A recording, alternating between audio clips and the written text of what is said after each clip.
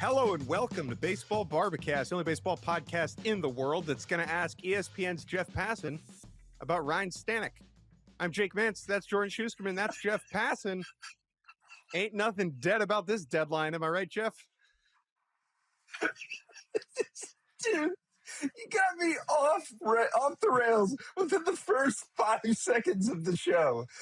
And this is not like deadline. Yeah, exactly. This is not like deadline-induced mania either. Like, that's going to come usually like the day before the deadline. I always have, like, breaking news-wise, I don't know why, I always just have, like, one really bad day. And I know it's coming, and I don't know which day it's going to be, and it's haunting me already. Just knowing that the baseball gods are looking down and saying for one day they're going to make me feel like the biggest sack of in the world. Yeah, Which you are. Well, that's right. And I think that those listening on this Friday edition of Baseball Barbacast over the next half an hour will be like, yep, that's Jeff Passan, our favorite sack of Jeff, thank you so much for joining us. We are so excited to have you on. And I do think that, when we're asking, we've been fortunate enough to have you on the show before. We've done the offseason kind of preview version of it. But at this point, it's like, oh, is that a little too close to the deadline? But these teams sure love to procrastinate. And with the deadline being literally later than ever, August 3rd is the latest we have ever had this date. Teams will have played more games than ever before the deadline. Has that changed? Have you sensed that that's changed in recent years, that teams are actually procrastinating more than ever, or has it always been this way? I think it's probably gotten a little more extreme in recent years. It is funny to talk with GMs around this time of year, because yesterday I was on the phone with one and he's like, how do you feel? I was like, I don't know. I'm okay. Why? He's like, dude, deadline passed. It's like, what do you mean the deadline passed? It's like, it's July 31st. Aren't we done with this? And I was like, is your body clock genuinely wired to be done with something when we're 3 days out? He's like, dude, I just want this to be over. I was like, me too, my man. Like, we're same totally Spider-Man meme right there. And yeah, it throws me off a little. It's whatever. I just look at it like it's going to be a day at some point, and I know that they are going to wait almost until the very end, because we see this in every element of baseball. Whenever there's a deadline, everything pushes up until it's imminent, and that's where we are right now. We've got imminence upon us. Professors hate to see a baseball executive coming. One executive that wishes this would end very quickly is Tigers president of baseball operations, Scott Harris, a man whose job this weekend I do not envy, a man who will be losing a great deal of sleep as he is tasked with trading away one of the greatest pitchers of a generation. Tarik Skubal, Jeff, you have said repeatedly, is going to get dealt, and for the remainder of this show, we're going to assume that is the case. It is Friday, July 31st, 9:13 a.m. Tarik Skubal, is he getting traded? Yes or no? Yes. Jordan, we have asked this question basically every episode for the last 2 months. You have wavered. You said no earlier this week. What do you believe? Yes or no? I think when Jeff went on ESPN a couple days ago and without hesitation was like, yeah, what are you, stupid? Of course he's getting traded. I was like, okay, fine. Tarik Skubal's getting traded. I finally believe it. I have gone back and forth like I think a lot of other people in the industry, but at this point, I think Jeff knows what he's talking about. So how did we – actually, here's a way to put that. When did you arrive at that conclusion with such confidence, Jeff? Because, of course, we've been speculating about this for months. But was there a point during the Tigers' resurgence where you started to have some doubt? And when did you then swing back to this is obviously happening? I still have like the smallest sliver of doubt, because Max Clark comes up, the Tigers sweep this weekend, and they're still, 3 games under 500 at that point. They're still, in the best case scenario, a game and a half back of the wild card. If everything breaks right, you can make that argument. But I just get back to a very simple thing, which is, how is all of this being valued? And if the Tigers hold on to Tarik Skubal, then provided they get underneath the luxury tax threshold, which they're not right now, by the way. If they don't get underneath the luxury tax threshold and they keep Skubal and they don't make the playoffs, they're getting a 4th round draft pick. So at very least, if they do keep Skubal, I think they're going to have to shed some money to get under that threshold, because that would at least get them a 1st round pick. But the 30th or so pick, guys, I'll defer to you a little on this one, Jordan. What's it worth? Like, when organizations are straight up nerding out and assigning a dollar value to every pick, I think the 30th pick is about $10 million. 10 million. Yeah, that's about right. Although I will say, because we've seen some of those picks traded, including this year for Patrick Bailey, and I'm still like grappling with what that means. So different teams might do it differently. I think that a pick in the top 40 is significant, but we're still talking about Tarik Skubal. We would all agree, though, right, is that whatever package the Tigers do get back is going to be more valuable than that pick. Right. The question just becomes, you're adding way more. You're adding way more. You're adding like the chance of making the playoffs this year and not dealing with the PR blowback of trading Skubal. In my mind, the question we're gonna learn is, how punk rock is Scott Harris? Is he gonna do the Leo DiCaprio in Wolf of Wall Street and I'm not effing leaving and just cling to Skubal and go down with the ship? That would be 1, stupid, and 2, cool as hell. Yeah, I listen, I've been on national television and have said Tarik Skubal will be traded. If he doesn't get traded, I'll almost be more excited, just because it's like I can never begrudge anyone for going for it. I think 100%. It would be ill-advised. I think it would be short-sighted. I think it would be, in a baseball sense, a stupid thing to do. But I'm still extremely down with the idea. I love the Wolf of Wall Street's perfect, actually. And here's the thing, who would love that more than anyone? Like, Tarik Skubal would love that. Yes. He would be the one who walks into the clubhouse and flips a table and says, let's go fucking win this thing, boys. Like, that's 100% his attitude. And I do want to briefly zoom into Skubal the person, because I feel like that has been lost in a lot of this, where when we discuss 2-time Cy Young Award winner Tarik Skubal, there's almost this assumption that he would like to be somewhere else for the rest of the season so that he could be in the playoff mix. All indications are he would prefer to stay in Detroit for the remainder of the season. Can we believe that? Can we not? Who's to say? Yeah. But as you kind of look at the Skubal sweepstakes, how do you contextualize him as a character, as an operator, as this on-mound presence? I mean, there's a reason that all the best teams in baseball are lined up to get him. And it's because they know that the stuff is elite, and they know that he's not scared, and they've seen him in big games. And just the prospects, what teams are doing right now is dreaming of what they look like. When Tarik Skubal's there, how does this fundamentally, demonstrably change our chances to win the World Series? and for the Dodgers, it's just sort of like, hey, we got another. And for the Braves, it's like, oh my God, do we have the best left-handed duo in baseball since Rube Waddell and Eddie Plank in the early 1900s for the Philadelphia A's? I mean, it really is. I went and looked back at left-handed duos, and that is the last one, 2 Hall of Famers to match what Chris Sale and Tarik Skubal bring. And if we want to keep it more modern, we could look at CeCe Sabathia and Cliff Lee in the mid to late 2000s Cleveland Indians. But I honestly, it's just so awesome. And the Brewers, hey, we saw Randy Johnson and Kurt Schilling, a righty or a lefty and a righty, take the Arizona Diamondbacks to a World Series almost single-handedly back in 2001. Can we replicate that now? Like, all of these teams are so busy dreaming of Tarik Skubal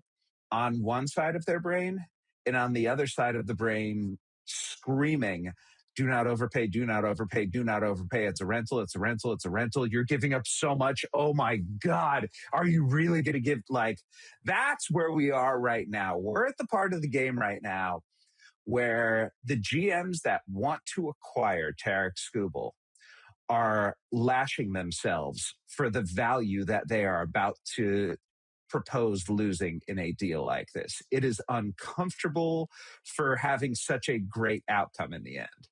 Jeff, that is a great transition to my last Skubal question, which is about the cost. The teams that you just referenced, those four are really the ones that we've already been speculating about for a few weeks. Obviously, the Dodgers, Atlanta, Milwaukee, Tampa Bay, I think is certainly one when you look at the opportunity ahead of them in the American League. Those are not the only four teams that are rumored or reported to have, called or checked in on Skubal. But when we talk about the cost, that is what I'm so interested about getting to the finish line here, especially as someone who does think about prospects and value and whatever. The way you're describing it makes it sound like we are going to end up at a quote unquote irresponsible place from you're trading for a rental. Hey, here's another factor you didn't mention. This dude got arm surgery this year. He has multiple arm surgeries on his track record, right? And I know he's started to look a lot better and more like himself, but that has to be part of the risk tolerance that you're also considering. When we get to the end of this, if you've said it, he's going to get traded. And if Scott Harris does decide we have to trade him no matter what, are those favorites going to sort of be able to hold the line and not have it get to, for example, $765 million? Or, if you know what I'm saying, or are we going to end up with a prospect package that is so far beyond anything that we even could have speculated when we started to put these packages together over the last few months? Although I will also point out that because of the arm surgery and because of the rental element, maybe we end up closer to something that's just like, yeah, you can only give up so much for an asset like this. Where do we end up on that spectrum? This is the entirety of my weekend right here. Like trying to figure out just how far are these teams going to go? And I don't know the answer to that yet. If you're Scott Harris, though, where you're starting at very least is at the top of every system. And if you ask for Jesus Mate from the Milwaukee Brewers, it's pretty reasonable that you're going to be told no. He's the number one overall prospect in baseball. He's a teenage switch hitting shortstop with power and with the ability to stay on the dirt. And he's awesome. And so I don't think it's particularly reasonable there. But then you go to the Dodgers, for example. Their number one prospect, Josue DePaula, a Jordan Alvarez looking outfielder who has produced at every level he's been at. Would the Dodgers include him? I probably wouldn't think so. I mean, you never know, like when this goes along, just how desperate teams are going to get or what another team's offer is going to push them to do. But I think the same thing goes for Theo Gillen and the Rays. The Rays don't buy rentals usually. One of the last times they bought a rental of any significance was Nelson Cruz, and they gave up Joe Ryan for him. And so, it's not the trades that you win that stick with you if you're a general manager. It's the trades you don't. Those are the ones that you remember. And I don't think anyone would ever begrudge any of these general managers for going out and giving up too much in pursuit.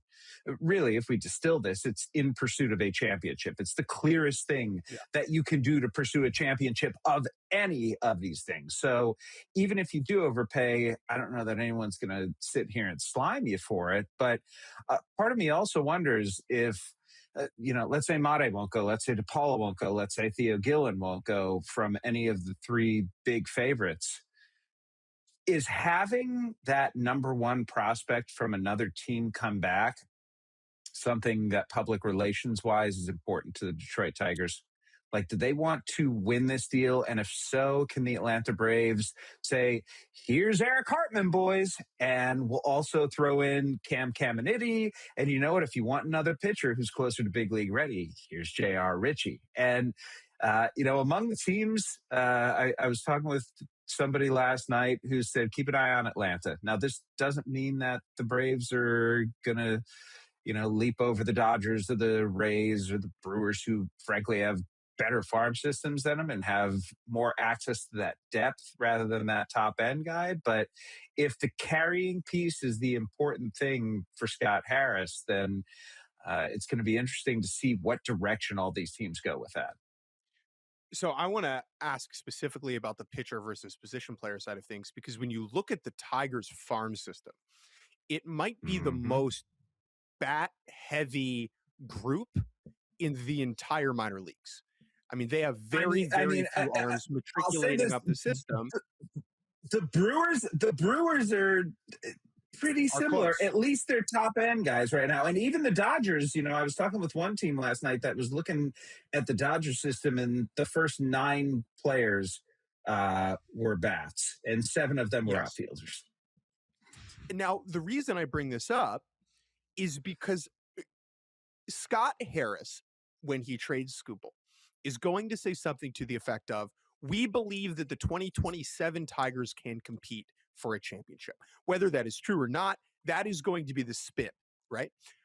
Do you think that he is going to be prioritizing young, controllable, big league ready pitching, where he's going to build a package around, say, a Logan Henderson or a Robert Gasser with the Brewers, or a Emmett Sheehan with the Dodgers, or a AJ Smith-Shawver, even like a Spencer Schwellenbach with the Braves? I think that is what that organization, the Tigers, need more. Do you think we could end up with a situation where it's like, here are 2 big league ready pitchers and like the 4th best prospect in this system? It's going to be really interesting because the Tigers aren't telegraphing anything right now. They are playing this very, very close to the best. And so when I look at all of these teams, I don't I can't like make the assumption that I know what the Tigers want, need, or are looking for. There are obvious things, like if you look at the rotation, as you said, when you're losing Tarik Skubal and Casey Mize is going to be a free agent and Jack Flaherty is going to be a free agent. I understand you got Troy Melton back and he's looked awesome. Like he looks He's like a awesome. 2 right now.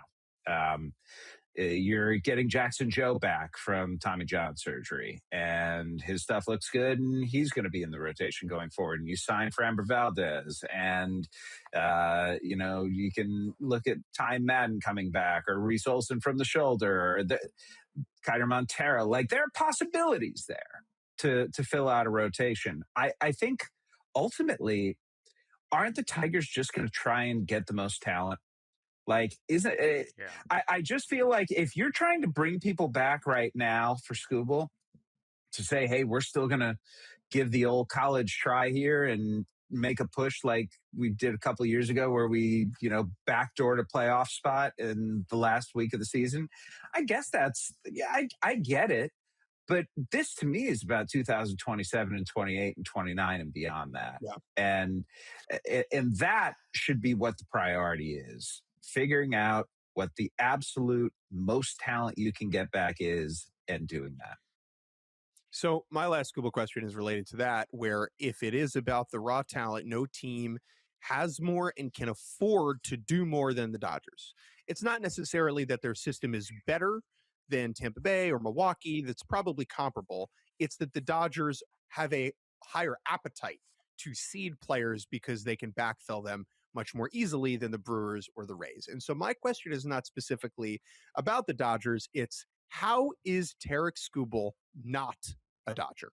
What is the storyline that unfolds between now and 6 p.m. on Monday?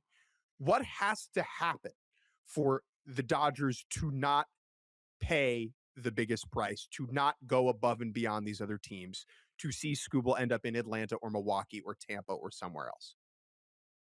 The price has to get so high, it just becomes offensive to the Dodgers, who, despite what everybody thinks, this is not an organization that has gone and won the World Series strictly on the backs of, money bags being carried around and thrown at players. That element is true.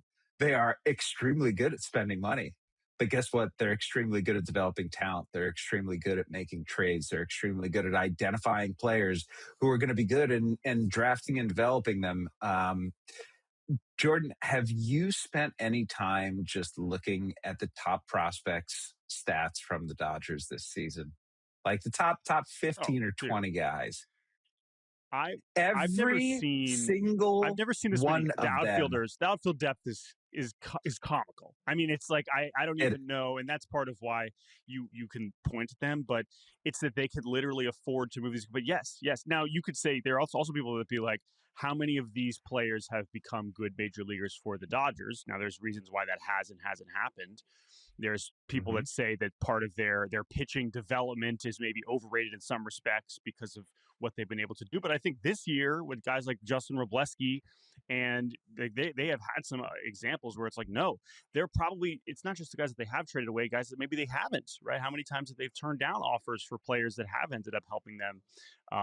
Who's to even say? So, yeah, I mean, just going back to you here, yeah, the depth is comical. How many guys that you could imagine a front office looking at?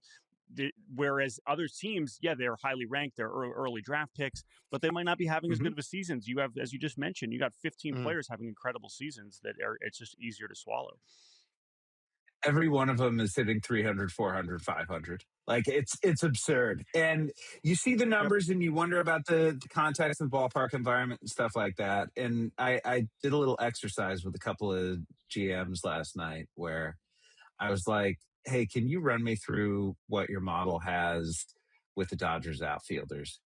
And, there were differing opinions, but we went over like 10 guys. And it was interesting to hear one team that liked 1, 2, 3, 4, 7, 8, and 10. The other team liked 6 and 9. Like whatever your desire is, whatever your model says, the Dodgers always have somebody who likes one of their guys. And it's pretty incredible for this time of year. And Jake, I think you asked a really fair question right there. The answer almost should be nothing.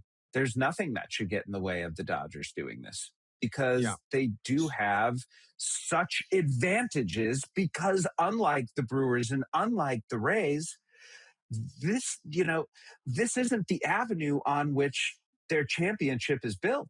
With the Brewers and Rays, it's like you are taking from your lifeblood and using it for forbidden fruit. I know I'm mixing my metaphors here, but you're taking something that has put you into the position you are right now and going and getting the very thing that you laugh at others for overpaying for. And the Dodgers are just like, yeah, take these 6 outfielders. We got 3 more. And we'll buy it if we don't. So I'm going to answer my own question here, half, which is the way that they don't do it is if all of their injured pitchers are actually fine. And they have just been slow playing Blake Snell and Tyler Glasnow because they can. And Ohtani is actually going to play in October. And they enter with 5 legitimate all-star level starters at their best between Yamamoto, Robleski, Ohtani, Glasnow, and Snell. And if they view that quintet as healthy and ready to go, and good Roki, big glove Roki, good Roki's back, not crying Roki, good Roki's back. That's 6 guys. And then it's like, okay, yeah, you could go get Skubal, but like it doesn't actually, like, yes, he would start game 1. I understand that. Sure. But the upgrade from Skubal to Robleski is like smaller than it would be for any other team, I guess. And so I think that is the how. The how is if the director of medical for the Dodgers calls Andrew Friedman and says, everyone's great. We sent them to Germany for the weird Bartolo Colon blood transfusion regime, and everyone's great now. Is that going to happen between now and Monday? Probably not. But in my mind, that is the path. I think that's fair. And I'm just curious what the total package looks like in the end. Like what is going to get this done? And can another team that we haven't mentioned, the main 4 teams there, I think are pretty reasonable with the Dodgers, the Brewers, the Rays, and the Braves. Do the Cubs get in there and try and backdoor something? Like the Cubs don't have the pitching. Yeah, they don't have the pitching, but they do have quite a cache of like big league now position players. Like, I think Pedro Ramirez can play, and giving Matt Shaw some full-time run there. And the Tigers have some holes in their infield. Like, they've struggled to patch that thing over this year. So it's not unreasonable to think beyond that, the Tigers and, Scott Harris was in Chicago beforehand. So the relationship with the Cubs is there. There are all these elements where Jeff, Scott Harris was in San Francisco before this. Could the Giants be in play for Tarik Skubal? Stay tuned. Skubal for Devers, straight up. Skubal straight up for the scooter that Harrison Bader crashed into the fire truck. We will talk about that later on this episode at Good, Bad, Uggla. Jordan, let's finish things up with Jeff and get away from Skubal chat, because one man can only dominate so much of our minds. All right, we'll take a quick break from our conversation with Jeff Passan. We'll be right back. Jeff, I mean, your mega trade deadline preview is a terrific resource, and we're only going to have time to cover a few teams here this morning. But I mean, listen, not to give Jeff too much credit, but the reason he's good at his job is because this preview does include Rube Waddell, as he referenced earlier, but it also includes, Francisco Renteria and William Bergoya and other prospects that you probably have not thought about. I love William Bergoya. I love William Bergoya so much. You must love William Bergoya, because to include William Bergoya, who, as you know, is out for the season with a broken leg, the fact that he made it into this story is like, anyway, White Sox prospect. Okay, let's get to some actual Jeff Passan intel here, right? There's a lot of information in this preview, which we obviously appreciate, and we can dig through there. But we're going to actually keep it broad. Same question I think we asked you when it came to our offseason preview. The main characters, who are the teams? We just covered 4 of them. Maybe you could bring them up again. But just like, who are the teams that when Monday, 6 p.m. comes, it's like, wow, that is a team that either did a lot, whether they offloaded a bunch, whether they bought a bunch. Last year, the two ends of the spectrum, of course, the Padres, no surprise. The Minnesota Twins last year, the main character with their massive teardown. There are some real candidates on both ends of the spectrum this season. But you can go in either direction. But as far as teams going big, because you break it down into teams going big, that could go in both directions. Who's a team, maybe beyond that Skubal quartet we already talked about, that you think could really be in the news and you be tweeting about them a bunch over the next few days? Oh, man. I mean, it could be the Boston Red Sox. It could be the New York Yankees. It could be in another direction, the Los Angeles Angels. I'm super curious to see if Paul DeBoni does anything like interesting in Washington. I don't think the Nats are motivated necessarily to go and move a guy like CJ Abrams, but I also think is there going to be a point at which CJ Abrams' value is higher than it is right now. He's in the middle of the best season of his career. He's in the middle of one of the hottest stretches of his career. He's a guy who, if you add him, could make a team like Tampa Bay, for example, a championship, even more of a championship caliber team. And, during any discussions for Theo Gillen, they need someone with multiple years of control. CJ Abrams actually qualifies there. So what's going to happen with the Los Angeles Angels to me is incredibly interesting. An interim GM with 3 potential franchise changing deals. And he's got to work through that. John Mozeliak does, and figure out, okay, what am I going to do? And then he's got to go to Artie Moreno and say, hey, got this on the table. Can I do it? And we know how that goes. The Phillies, to me, they're fascinating just because I don't know what direction they're going to go in. They need a lot. For a team that's frankly as good as they are, they need a lot. And I don't know how they're going to go about getting it. And then, of course, San Diego. The ask guys on Mason Miller and Adrian Morejon is beyond right now. It is absurd. I mean, for Miller, how do you think AJ Preller starts his conversations with other GMs when it comes to Mason Miller? I'll have the lot.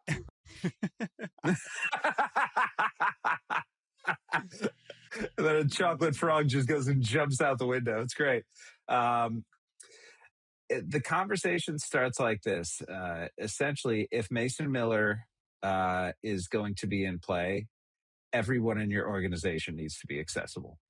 Everyone. So if he's talking about the Brewers, that means Jesus Mate is going to be there. If he's talking with the Seattle Mariners, Kate Anderson has to be on the table. And for some organizations, they are deeply turned off by that, and yet they also understand when you have a guy of the quality of Mason Miller who has the impact, not just in games right now, but the GM was saying this to me yesterday. It is disproportionately impactful in the playoffs to have someone like Mason Miller upon whom you can rely like they do, because once you get into the playoffs, it really is an every inning matters situation. And that ninth inning, we have a statistic for that, championship probability added.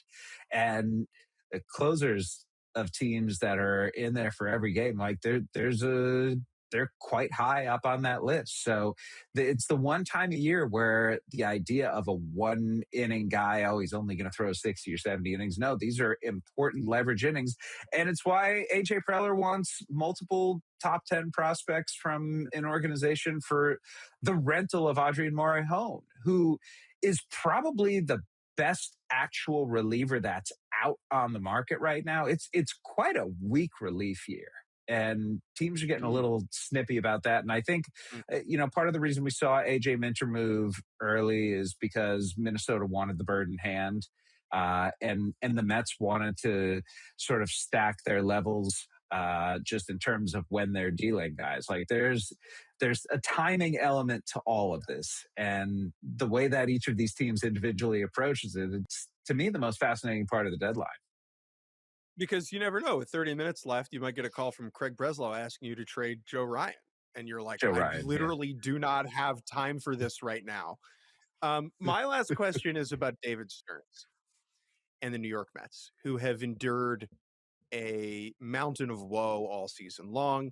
Stearns' reputation as an executive has taken a serious hit over the last year. This was someone who showed up in New York with real bona fides, has basically shed those bona fides gradually since the OMG Mets went away. What can Stearns do at this deadline to start building the next good Mets team? Because there are really two different paths, and I'm curious which one you think he takes. Is he going to sell all the rentals, or is he going to go beyond that? I don't think he's going much beyond that. I mean, Luke Weaver, not a rental. I think he will go. But are you talking like Lindor?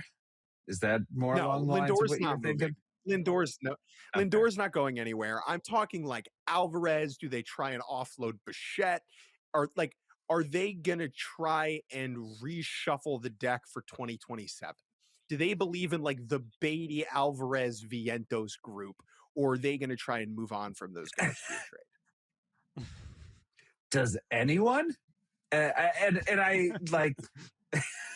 I'm just saying. What are they getting back? I believe in Alvarez. I don't believe in the other two, but I believe in Alvarez. What are any of them getting back at this point, though? Like, I don't think you're going to get any sort of a franchise-changing return for Francisco Alvarez at this point. And that's why, to me, all the energy needs to be spent trying to figure out how are you going to take a good group compared to their peers, but not necessarily an elite group in a vacuum. How are you going to take them and maximize that? And I thought the return for Minter, who's in his walk year, was perfectly fine. Billy Emmett can't field and might not be able to hit for average. Bruin Agbayani is 19 years old and has tools, but he's still 19 years old. Has big league bloodlines. Still 19 years old. And you don't expect a whole great return for an AJ Minter. I'm more curious to see what they get for Clay Holmes. I had a team tell me yesterday that they dropped out on Holmes because Stearns is essentially suggesting that the price has gotten high enough where it was beginning to get uncomfortable. And so I do think they're going to do well for Clay Holmes. The Freddie Peralta return is doomed to look bad because it will always be compared to where it was 6 months ago. And when the Mets went out and gave up Jet Williams and Brandon Sproat to get him, they understand, like, didn't work. And Freddie Peralta, the Freddie Peralta tenure in New York, I think, is not going to be known for a whole lot, is going to be easily forgotten. But maybe they get someone back in this deal. Statue. Do you think the statue goes like by the casino or the soccer stadium? What would the size of the statue be? So for my anniversary earlier this year, I try to, do you know there are like different types of gifts for every anniversary? You know, like there's traditional like, and then there's a modern. This is definitely something that Jordan's wife knows all of the different years for, because she is. Can she name it like Tyler Kepner can World Series winners? Like, is it?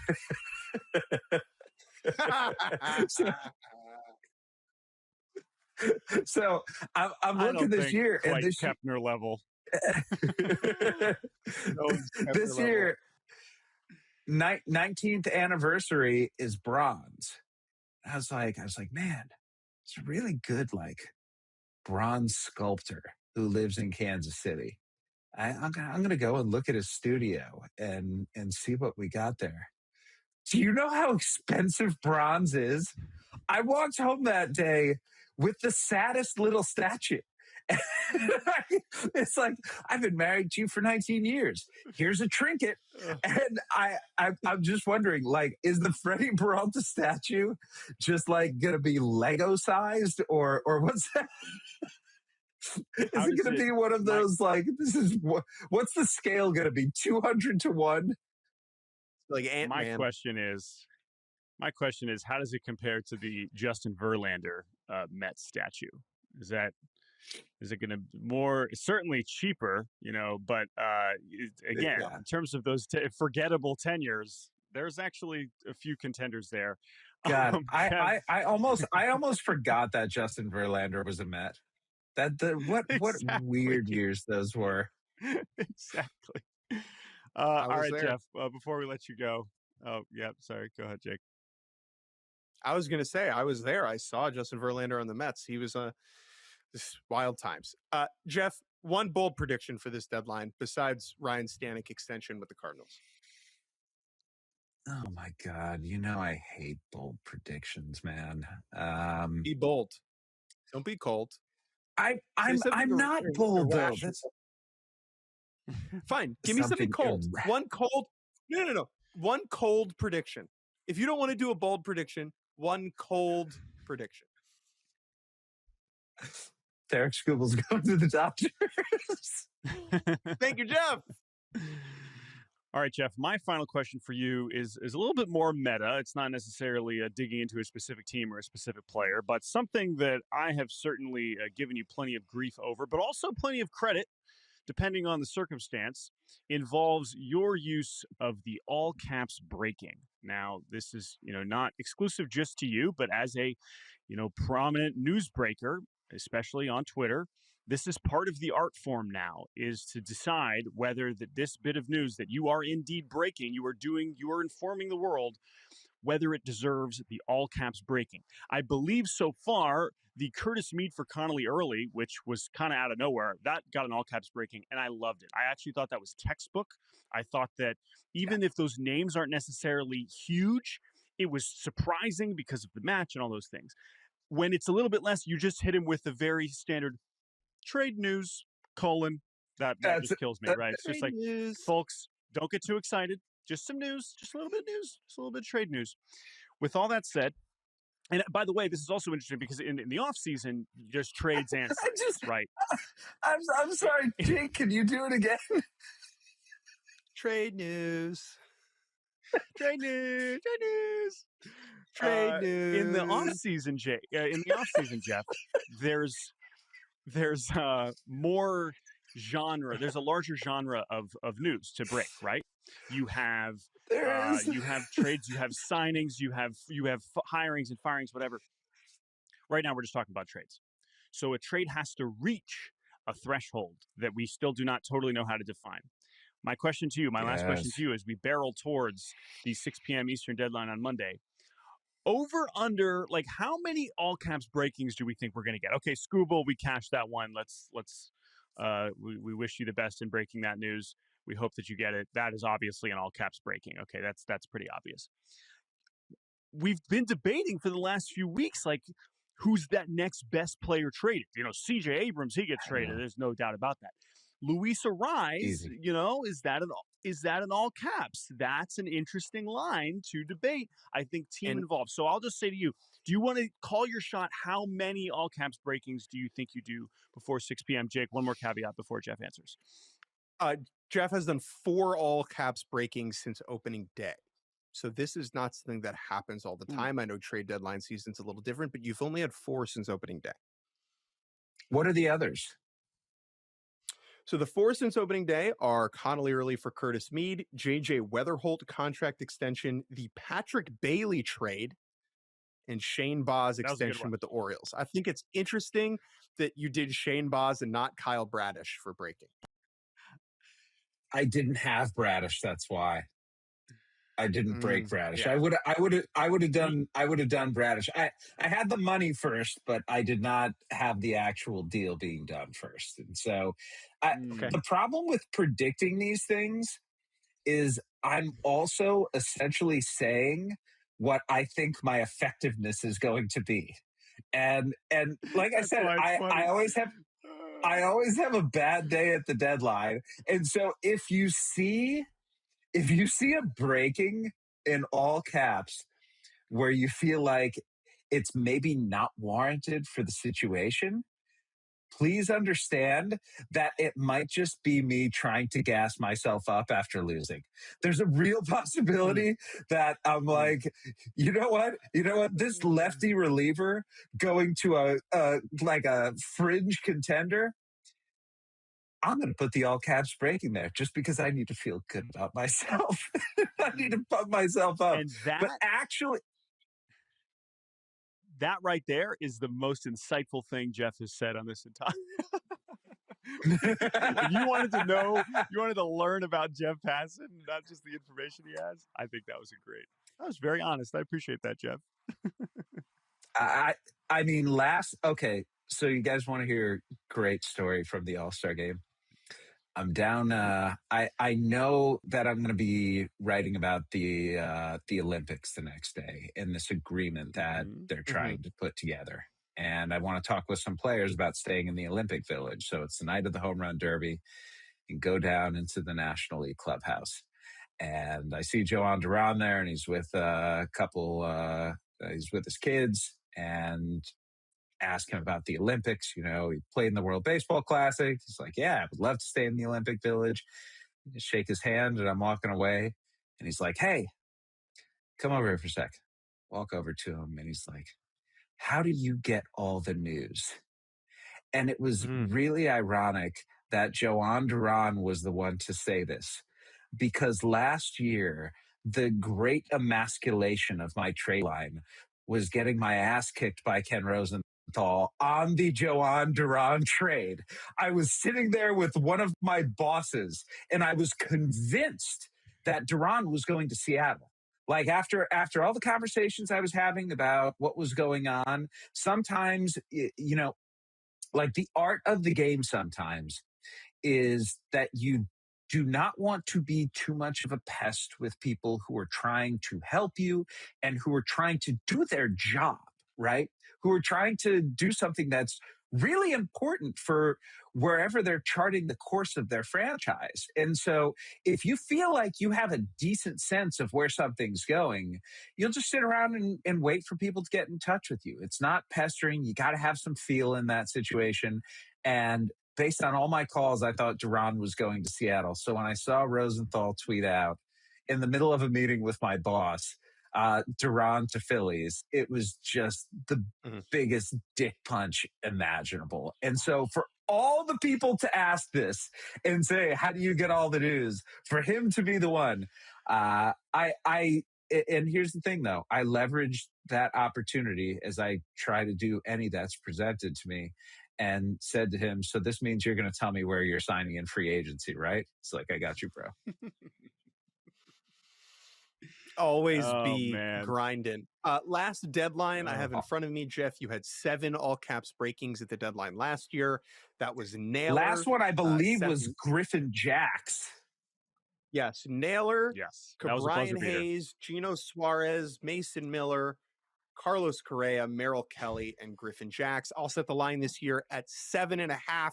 Jordan, I will take the under on that line. Under, but I'm hoping the under. I am hoping for over. And either way, now everyone can experience the deadline through this very meta, stupid way that I have for quite some time. Jeff Passan, as you just described, I was about to say you're the best in the business, but you're at least one of the best. He doesn't get everything, but he gets a lot. Jeff Passan of ESPN, thank you so much for the time, and enjoy the deadline, whatever the heck that means for you. I am so excited to type the words breaking. Drew Anderson traded to. Can't wait. Ryan Stanek. I look forward to it. That's the ultimate inside joke if you do it. It's happening. Do it, Jeff. Thank you. And welcome back to the end of Baseball Barbacast. No more Jeff Passan on this episode. We had to send him to his little cave where he texts GMs and sends things out on threads. Let's do Good, Bad, Uggla because it is Friday.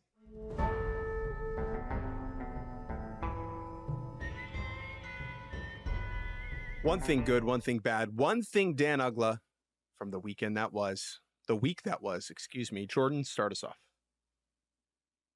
My good this week, I was going to say, should I talk about Cody Clemens' ultimate grand slam? And then I was like, whatever. Let's talk about something that's actually historic. And that is the beginning of the Women's Pro Baseball League. We talked about this when it was announced, I guess, last year, 2 years ago. But it is officially starting this weekend in Springfield, Illinois. They'll be playing over the next month, 4 teams. This is a professional women's baseball league. This is a huge deal. I am so excited about this. You are going to be able to, I believe, watch these games on ESPN internationally. I think they're streaming them on YouTube. And I think why I'm so excited about this is a lot of the faces of women's baseball, the Kelsey Whitmores, Monet Davis, who's both of them are, of course, participating in this. Ayami Sato, who's really a trailblazer among Japanese women's baseball players. I'm so glad they're all involved and they've been the leading voice in this. And Justin Siegel, of course, who's a really important voice and figure in women's baseball.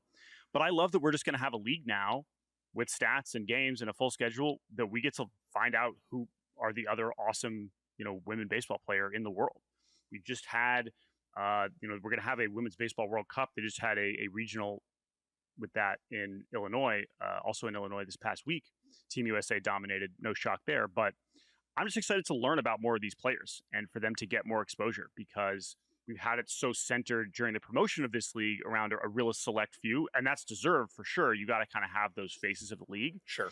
But I know for a fact that there are more players that are going to get a lot more attention because of this league, and that's really exciting. And there's 3 I wanted to shout out, but I wanted your just general thoughts as this league gets going before I give. So I went to the tryouts last year, which were really fun. Yeah. That were at Nats Park. But you make a good point is the promotion of this league has kind of been around Kelsey Whitmore and Monet Davis, which makes sense because those are the 2 most prominent. There are definitely players that are as good that I don't know that much about who are just going to come out in this league and bang, and then we'll know them as characters. The one thing I don't love about the league is that they decided to play it centrally in Springfield, Illinois, which is not convenient and easy for people to get to. I would have loved to have seen them center it in a larger metropolitan area for the first year.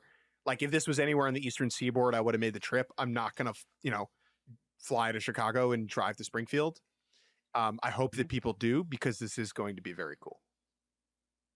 Yeah, it's cool that they have a few former major leaguers that are managing. Keith Folk, Matt Williams, and Eric Young Sr. are going to be three of the managers for the four teams. And then the three players I just wanted to mention, one is Ashton Lansdale, who played softball at Ole Miss. She's been hosting the official WPVL podcast on their YouTube channel, basically interviewing a ton of the players. I think she's already done like 20 episodes. She's awesome, and she was just the best player for Team USA in this tournament. Did that she they do just stuff had. with the bananas as well? I Is that think correct? so. I mean, she's definitely gotten a lot more attention. I don't know if she's played like full games or toured with them, but she was a heck of a softball player and obviously now a heck of a baseball player as well. And then the two other names I wanted to mention, these are international.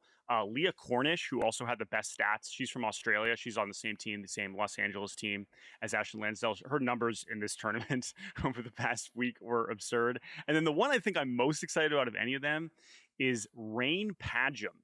I think she's 20 now, 21. She hit 83 on the mound as a 15-year-old. She's Canadian. And I don't know how hard she's throwing now, but if you watch video of her pitching, it is as good mechanics as you're really going to see from anyone of this age, let alone, a women player. So I don't know how hard she's throwing now. I just think that Rain Padgham, she's on the Boston team.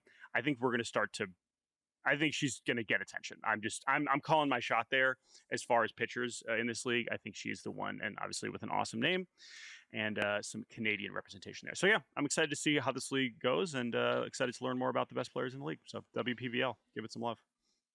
My good this week is Max Clark, who has been called up by the Detroit Tigers to make his major league debut this weekend in Sacramento, California. Max Clark, the number 3 overall pick in the 2023 draft behind Paul Skeens and Dylan Cruz. We were surprised the Tigers took him at 3. We had kind of assumed that Wyatt Langford was going to be the selection there. It was not. They went with Clark. It has taken him a little bit longer to get to the big leagues as he was a high schooler out of Franklin, Indiana, of all freaking places. Max Clark is a fascinating character for a multitude of reasons. He is a fascinating character as he arrives in what will likely be the afterglow of the Tarik Skubal era in Detroit. The team will now belong to him and Kevin McGonigal. But Max Clark is kind of our first Gen Z baseball superstar, if he does play enough to be a superstar.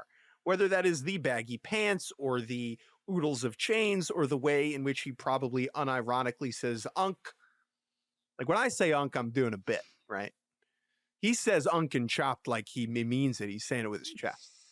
If you go follow Max Clark on Instagram, you will have a little bit of an idea what I'm talking about.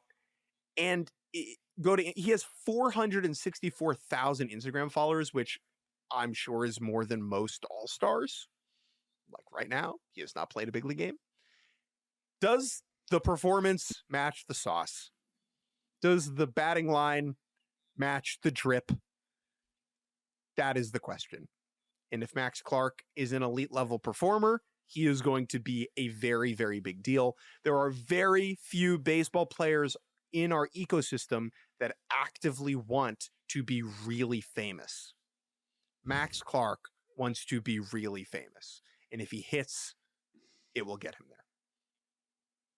Yeah, and yes, it's taken a little bit longer, but among his draft class, I mean, only Bryce Eldridge and Colt Emerson are the only two high schoolers that have reached the big leagues before him. So it's not like it's taken a long time. He's really heated up in AAA over the last month. Yeah. And I think the last element to Max Clark that I'm really excited about is in tandem is Walker Jenkins, who's the Twins' top prospect who went 5th. And that was really the discussion, the debate was Clark and Jenkins that year. Jenkins will get called up at some point if he can. I mean, he's been so hurt, but if he can stay on the field, he will also get called up here soon by Minnesota. Comparing those two careers, and they're also very different personalities. Walker Jenkins is much more like, I am a baseball player. That is my focus. I'm not looking for attention. I'm just trying to, have a long major league career. Max Clark, he wants the smoke, and I love it. I saw Max play in high school. Yeah. It was very surreal to watch a player in that environment, just like all the kids in the town are running after every game and want his autograph and everything. So I'm excited for Max. I think he's a good kid. I think he also gets mislabeled as in a lot of respects, and I'm rooting for him. I know he's going to draw some people that are going to be rooting against him, but I think Max is a good kid. Max is a good kid, and I'm looking forward to seeing his career unfold. I will do my bad first so that you can piggyback off of mine. Harrison Bader, Yes. get off your scooter, you idiot. Harrison Bader, who has been out for much of the season for the San Francisco Giants, signed a 2-year contract there over the winter, has missed time due to plantar fasciitis in his foot. And he thought, you know, what would be a good way to fix my foot is get drunk, ride a scooter into the back of a fire truck and have the truck run over my foot. You're gonna need to clarify, because for those who have not seen this reporting, might be a little bit shook and might want to hear what you just said a little bit clearer. So, can you give a little bit more background on what happened here? Harrison Bader, this is from multiple reports. Alleged reports, seems to have been boozing late night in San Francisco. He got on a scooter to scoot his way home. He was not in a state of sobriety, allegedly, upon doing so, and scootered into the back of a fire truck that seems to have been moving. The truck then ran over the affected foot, which complicated the upcoming trip he had to have the foot examined. Hey, my plantar fasciitis is hurting me. Well, Harrison, I think your foot's also broken. Oh, what happened? I got run over by a fire truck. And most concerningly, this is not the first time that Harrison Bader has gotten into a scooter accident. In 2014, when he was at the University of Florida, he was suspended from the team after he was involved in a scooter accident in which alcohol may have been involved. That time, he also struck a parked car. First thing, if you're drinking, don't get on a scooter. Just don't do it. It's not cool. It's a no-no for me. If you're a baseball player, you probably shouldn't be on a scooter, whether or not you're drinking at night. And if you're a baseball player with foot injuries, that applies even more so. I'm curious to see if the Giants try and recoup some of the salary that they were owed to Harrison Bader, because this is the type of thing that can void a salary if you are drinking and scootering and being a dum-dum.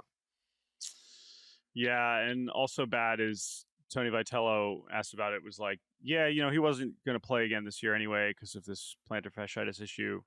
And so then the Giants are like, no, we don't want to pay him, no. Well, I'm just saying that it's funny that he was like, well, the good news is that he wasn't going to play this year again anyway, and this is just the separate incident that doesn't actually matter that much. It's like, all right, well, add it to the list of Giants things that make you go, what? How did we get here? Somehow, this is, I just want to say, as cannot happen as it gets. Yeah, it's up there. Here's another contender. We go to Sacramento for my bad, in which another Giants employee is riding a scooter. I don't know if the Giants own the Sacramento River Cats. One of the strangest things that we just accept as normal is not that the A's are playing in a AAA ballpark. It's that AAA ballpark is still used by the Giants AAA team when they are not there. Very weird. Like, I don't think that element of this sharing is made enough of as just one of, I think when we look back at this situation in 10, 15 years, that detail will be like, wait, but the River Cats were still playing there? And it's not even their own affiliate. Anyway, last week, the Dodgers affiliate, the Oklahoma City Comets, who employ Alek Thomas, for those of you who did not know, the Dodgers traded for Alek Thomas from the D-backs earlier this season. He's been in AAA since then. He has not played a major league game for the Dodgers. However, Alek Thomas was hopping out of the dugout to go out to play defense, and the mascot for the River Cats was scooting down the foul line and just absolutely trucked him. This is very funny. Laid his ass out. He rocked him. Now, I should say, the reason we can laugh about this now is that Alek Thomas was fine. He stayed in the game, played the rest of the games. Okay, so we've established that. This is also in the that cannot happen. However, I will say this is not to defend the mascot. Having been to a ton of minor league games and honestly major league games, I genuinely am surprised that this does not happen more. I think that was my real takeaway from this, is maybe not this kind of collision or, a vehicle involved, but even in the majors, like, mascots are moving. They are often driving vehicles. And I'm sure at the major league level, these are real professionals that would never make a mistake like this. But it is very common between innings for stuff to be happening right here, and the players are running out to play defense. Like, I kind of can't believe that this doesn't happen more. It was Right. really my takeaway from this, but it is still inexcusable. We've never seen a third baseman get clocked in the head by a t-shirt gun.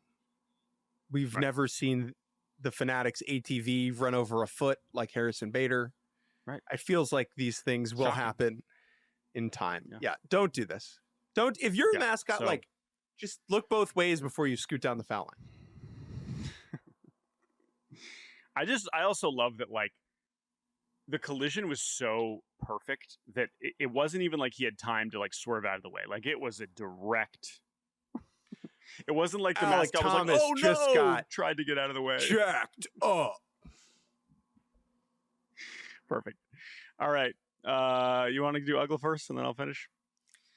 Sure. My Uggla is really a bad, and it's Jarren Duran, who last night... Also Sacramento. Last night, like, had a short fly ball to left field. Wilson Contreras did not tag up. Jarren Duran then turned and yelled at Wilson Contreras for not tagging up. It was an obvious don't tag. Like, it was not that deep, and Soderstrom was in left, and he's got a good arm.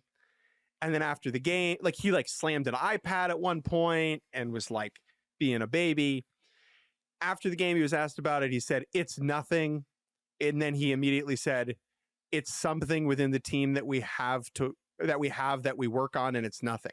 So I just want to read this quote again. This is the most nonsensical quote I've heard in a long time.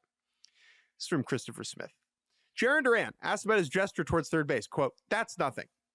It's something within the team that we work on, and it's nothing. You guys don't need to know. Nobody needs to know. That's something between us and the team that we know what it's about. Jarren Duran. My guy. How dumb do you think we are? Like, how dumb do you think we are? Here's what happened. You're being a baby. You're being a big freaking baby. You're embarrassed, and your teammates are protecting you. They all handled it well. Yes. They kept it in-house best they could, because Contreras and Chad Tracy aren't going to say, oh, things are going great now in Boston. Jarren Duran can't hit the broadside of a barn. He's yelling at us, and that's not cool. No, they protected him, and that's the right thing to do.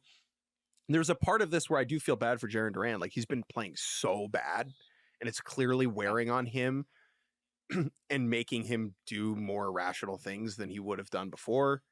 But this is the big leagues. You have to be an adult. I understand that he's had mental health struggles, and I commend him for being public about that. Having mental health problems does not allow you to be a schmuck all the time. Like, you have to take an element of responsibility for your behavior, and he has not done that. And the reason I have this in Uggla is because I can't remember anything like this. I can't remember a player having this many, like, fiascos, this many, blow-ups in a season without any real repercussions. Yeah, I mean, the Red Sox-Duran relationship and let alone just his career on the field has just been beyond bizarre. So I agree with that. And I think, Uggla. Credit to his, definitely Uggla, and credit to his teammates. And honestly, like, and what I'm going to say is going to sound like flippant, but I really mean it. I do think that Wilson Contreras is like, okay, this guy's screaming at me to run. This guy's really pissed, even though it's obviously absurd. And Wilson Contreras is like, you know what? Sometimes when I have not been feeling great, I have said and done things that I don't mean, so I'm going to be patient with that. And yeah, credit to Wilson Contreras. He is the leader that clearly this team needed all along, or at least at points during this season. And Duran has unfortunately been detracting from that at certain points. All right, we'll finish up with a tweet from Joel Embiid. Ever heard of him? LeBron's teammate. Sixers signed LeBron. We know that. Joel Embiid is a baseball fan. He was at the All-Star game, I believe, in Philadelphia. He has shown up at postseason games in the past. He'll tweet about baseball here and there. He'll tweet about the Phillies. But Joel Embiid is also, he does like to troll. That's not news. However, this is just kind of inscrutable. And maybe if you're an NBA Joel Embiid fan, you're like, yeah, this is just Joel, like whatever, just move on. It's not that big of a deal. And I'm not saying it's a big deal. It's just ugly. It's strange. The Phillies got swept by the Marlins this week. One of those games was a complete Yohan Duran disaster, which happens like once a month, but normally doesn't. They get walked off by the Marlins. And 30 minutes after that loss, Joel Embiid tweets, "I have a good feeling about October. The playoffs are going to be fun." Okay. And then, so already like, all right, like, are you making fun of the Phillies? Are you saying, like, don't worry about this? Like, who cares? Then someone replies and they're like, okay, Joel, who's our second team after the Phillies, Joel? Caminero and Tampa Bay need our support. That's just from an account who's being like, hey, you're watching baseball. If it's not the Phillies, because maybe this person is a Phillies fan, is like, I'm not feeling so good about the Phillies right now. Who should we support? To which Joel Embiid responds, three-peat, baby. So I guess I'm saying, all right, well, if the Phillies suck, I'll root for the Dodgers. Which is just continuing on with Joel Embiid being a troll and maybe just not caring and or just trying to get attention. I don't know. Pretty funny. I don't know what to make of this. It's very funny. It's very Uggla. I don't think Phillies fans should. I actually think, if anything, it's Joel Embiid being like, I am basically bulletproof in Philly. I am one of the most beloved athletes that the city has ever had. Even with all the ups and downs and all the missed games and all the injuries and all the playoff exits, they still love Embiid. So he's like, screw it, three-peat, go Dodgers. What are you going to do? I'm Joel Embiid. Cowboys. He's Cowboys, Dodgers, So Bruins. funny, man. No, but I love Embiid. But this is definitely Uggla. And I hope he keeps tweeting about baseball. I hope he has some deadline takes. That's what I'm really hoping for, is that Embiid tweets about the Phillies deadline. Maybe he'll watch our deadline show on Monday, which all of you should as well. That's right, friends. Monday afternoon, 5:30 to 7 o'clock. As the deadline tolls, the procrastination is annoying, but it does ensure that we'll have some real action. As we are live on the air on multiple platforms, you should tune in and watch as we react to the deadline. Will we be going dark this year? Probably not, but we should talk about it. Will we get an all caps breaking during our live deadline show? How sweet would that be? But even if not, we can show our appreciation to Jeff Passan for giving us a lot of time as the deadline approaches. So thank you to Jeff for joining us. Thank you to Andrew Hartz and Ingrid Rosas, our producing duo. We appreciate both of them so much. Everyone have a good weekend. We will talk to you all from the studio. So yeah, no pod Monday morning. Tune in live, Yahoo Sports MLB YouTube channel. We'll be on a few different platforms. Join us for the deadline, Monday, 5:30 p.m. Eastern. We will talk to you then. Until then, enjoy them trades.